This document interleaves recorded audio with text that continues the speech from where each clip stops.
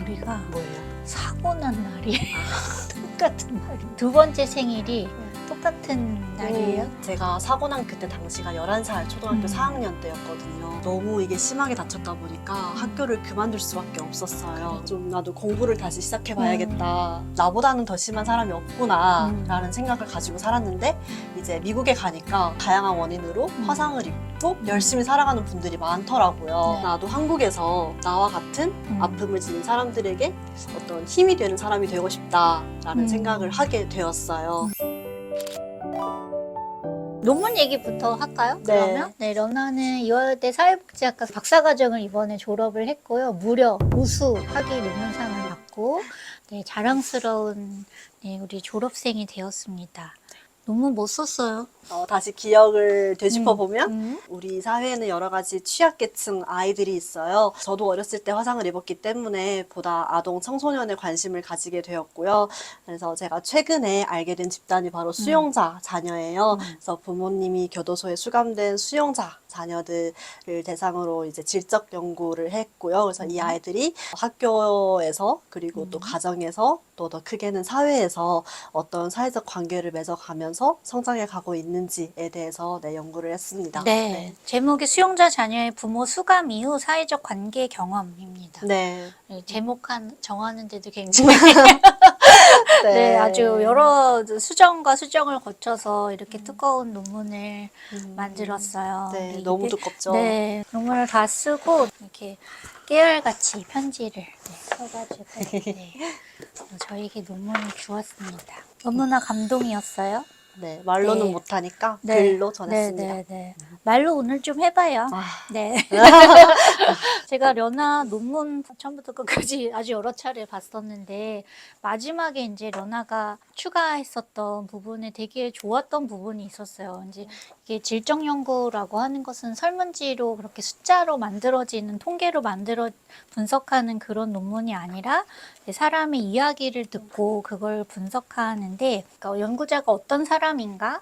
이 연구를 왜 하는가? 이걸 통해서 어떤 것들을 보려고 했고 또 편견을 없애려고 했었는지 노력하는지 그런 얘기들을 이제 쓰도록 이제 권하거든요. 그리고 나서 연구자 준비라는 부분을 이제 연아가 썼어요. 제가 나중에 이제 이야기 마지막에 썼잖아요. 거의 그쵸? 네, 맞아요. 그래서 이게 너무 좋았어요. 제가 읽어볼게요. 네. 네. 연구자의 어린 시절 경험과 가족 관계는, 그러니까 려나의 자신의 어린 시절 경험과 가족 관계는 연구 참여자의 상호작용과 자료 해석에 중요한 영향을 미쳤다. 연구자는 어린 시절 사고로 화상을 입은 경험을 통해 화상 경험자에 대한 사회의 부정적인 인식을 직접 경험하였다. 또한 사고로 인해 부모님과 이별이라는 아픔을 겪으며 심리적 어려움과 정서적 상실감을 경험하였다. 이러한 개인적인 경험은 부모의 수감으로 인해 수용자 자녀들이 겪는 사회적 낙인과 정서적 고통에 깊이 공감할 수 있는 바탕이 되었으며 연구 주제를 선정하고 접근하는 과정에 중요한 영향을 미쳤다. 이러한 공감과 이해는 비슷하지만 또 다른 상실과 낙인을 경험한 수용자 자녀의 사회적 관계 경험이라는 연구 주제에 대한 깊이 있는 통찰을 가능하게 하였고 연구 참여자들의 경험을 민감하고도 진정성 있게 다룰 수 있는 연구자로서의 역량을 강화하게 하였다. 그러나 동시에 이러한 개인적 경험이 연구 과정에서 선입견으로 작용하지 않도록 노력하였다.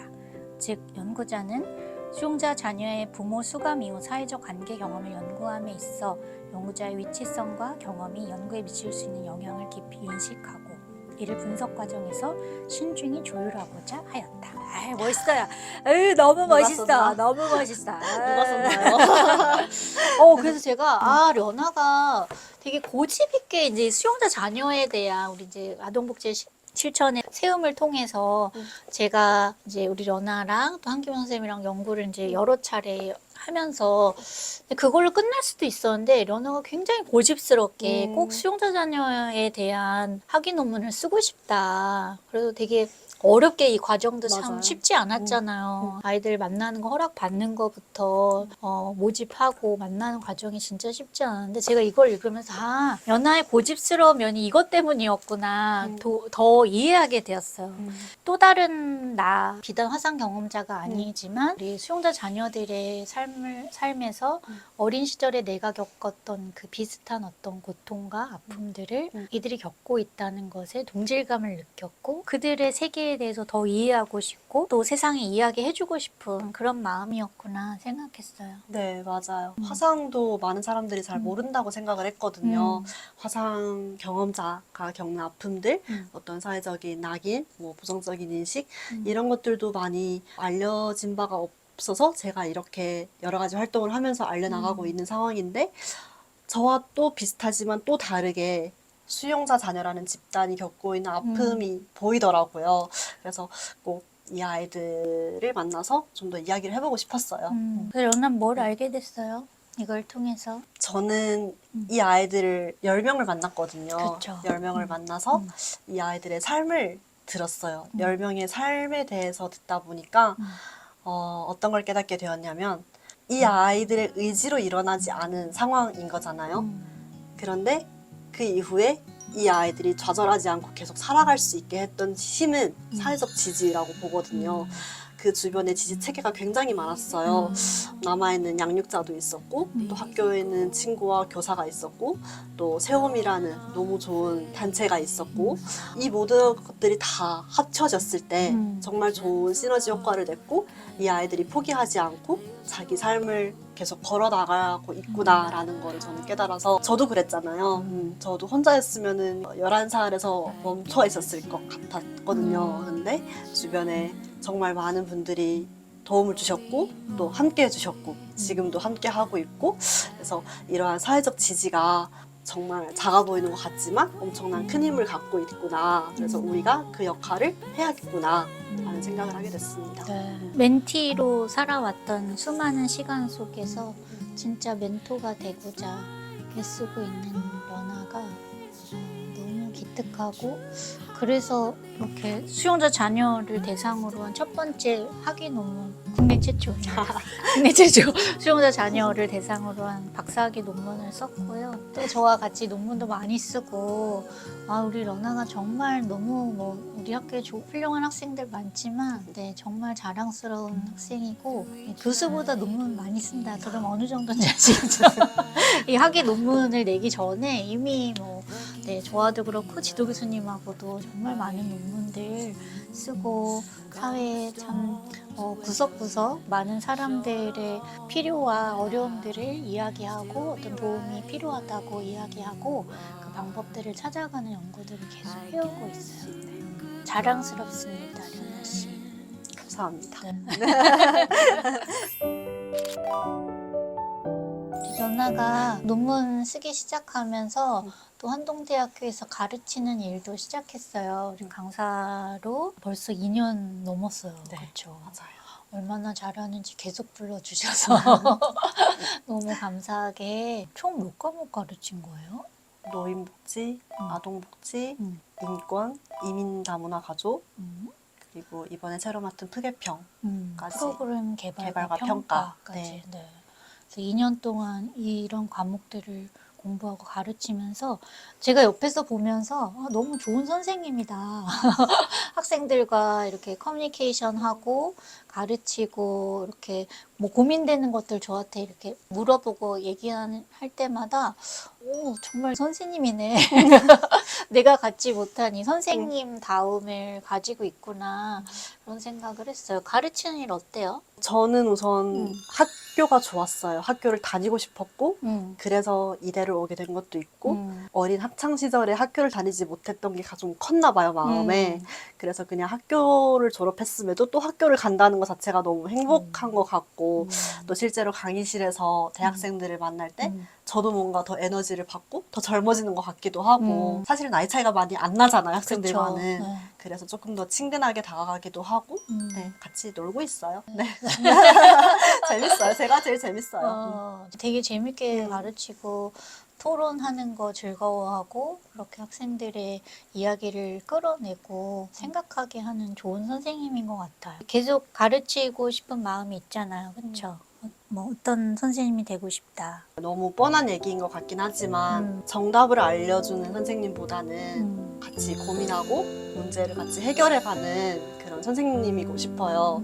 저 역시도 아직 제 인생의 어떤 답을 찾지는 못했거든요. 그래서 저도 찾아가는 과정 중이고 또 많은 학생들도 여전히 그 길을 찾아가고 있다라고 생각을 하고 있어요. 근데 거기에서 제가 옆에서 경청해주고 조언해주고 또 때로는 같이 기뻐도 해주고 슬퍼도 해주면서 그렇게 천천히 같이 걸어가는 선생님이고 싶습니다. 나도 그렇게 해볼게. 연아가 대부분 나를 감동시키고 존경, 리스펙 하게 했는 점들이 늘 많았는데 내가 한번 연아 이야기를 보고 한번 굉장히 막 울컥해서 운 적이 있어. 그게 이제 연아 그 대학교 졸업식에 연아가 어디 이제 뉴스 인터뷰를 한 걸 보고 거기에서 내가 연아를 참 잘 안다고 생각했는데 연아에 대해서 몰랐던 부분을 이제 알게 된 게 연아가 이제 사고 때 어머니가 소천하셨는데 그 어머니의 성함이 우리 학교 이름과 같다. 그래서 이화 안에서 엄마 품에 있는 것 같이 그렇게 있을 수 있었다.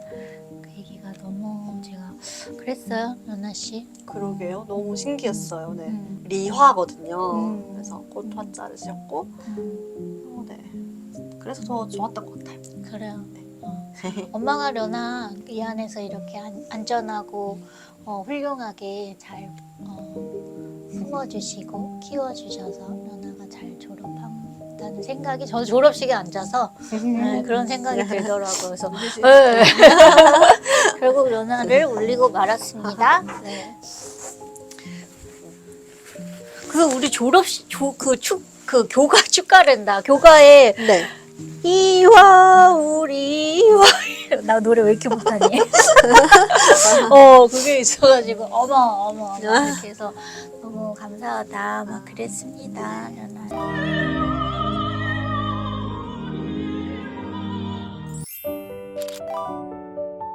사람들이 이런 거 궁금할 것 같아. 남들이 봤을 때 참 많이 다르다고 생각하는 사람들이 논문에서도 썼지만 사회적 낙인 혹은 차별 혹은 뭐 더 쉽게 말하면 딱 눈빛이 다르잖아요. 사람들이 우리를 대하는 것이 뭐 낯설어하는 것을 좀 넘어서 좀 그런 표현들을 하실 때가 있잖아요. 그래서 많은 화상 경험자들이 혹은 많은 장애인들이 또 혹은 다른 스토리를 갖는 이 사람들이 새로운 관계 맺음을 할 때 참 어려움을 느껴요. 두려움을 갖기도 하고 나를 어디까지 개방해야 될까 같기도 하고. 근데 러나는 보면 참 친구를 잘 사겨. 성격이 좀 좋아서. 성격이 좋아서. 네, 성격도. 그거 어떻게 하는지 조금 사람들이 그거 궁금할 것 같아. 타고난 거라서. 타고났어요? 그래도 좀 팁을 하나 이러면 줘봐요. 친구들이 밑에 댓글 남겨요. 이지고잉 최초로 악플이. 악플이 남기게 되더라고요.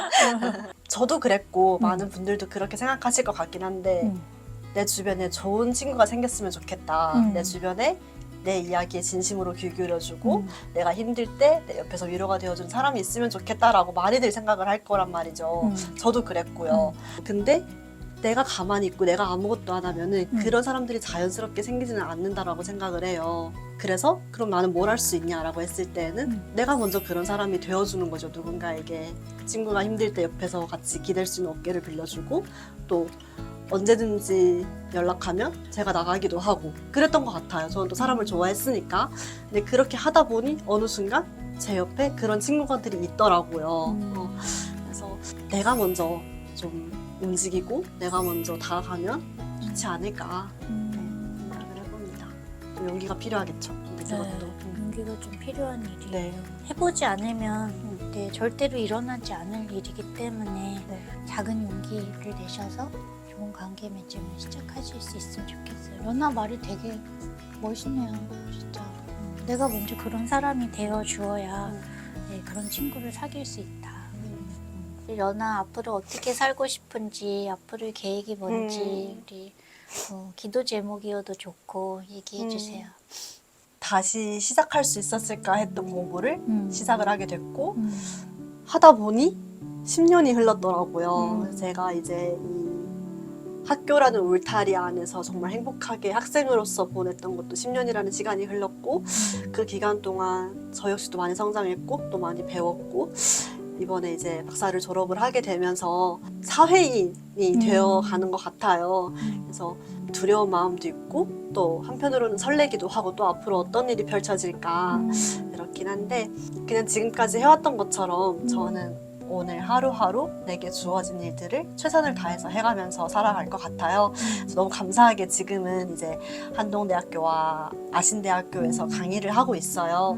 그래서 이게 또 학생으로서 배우는 입장이었다가 누군가를 이제 가르쳐야 되는 입장이 되어 보니까 제가 이렇게 공부를 열심히 했더라면 어디 하버드라도 갔을 것 같은 생각이 드는 거예요. 네. 그쵸. 지금은 정말 어느 때보다 더 공부를 열심히 하고 있는 시기인 것 같아요. 누군가를 가르쳐주기 위해서 내가 공부를 더 많이 해야 한다는 걸 점점 깨닫게 되고 있거든요.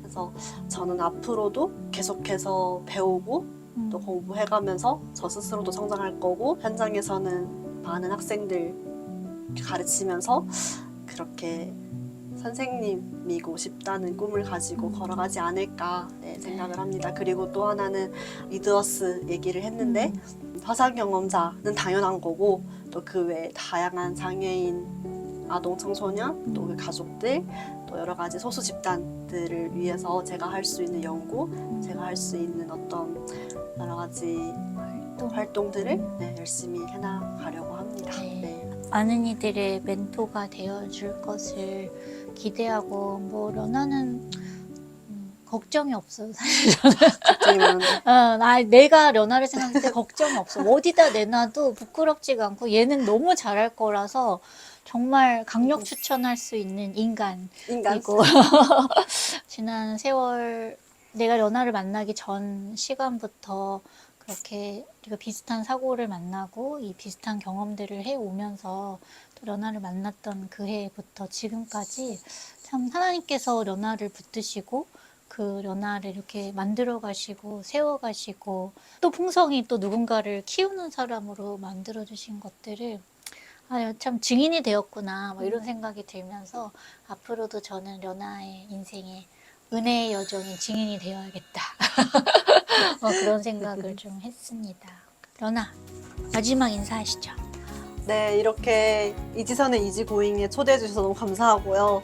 두서없이 얘기했던 것 같은데 잘 전달이 되었을지는 모르겠습니다. 또 기회 되면은 언제든 촬영 감독이든 혹은 게스트든 흔쾌히 저는 나올 수 있으니까요. 많이 불러주시면 감사하겠습니다. 또 만날 수 있기를. 또 뵙겠습니다. 또 뵙겠습니다. 안녕.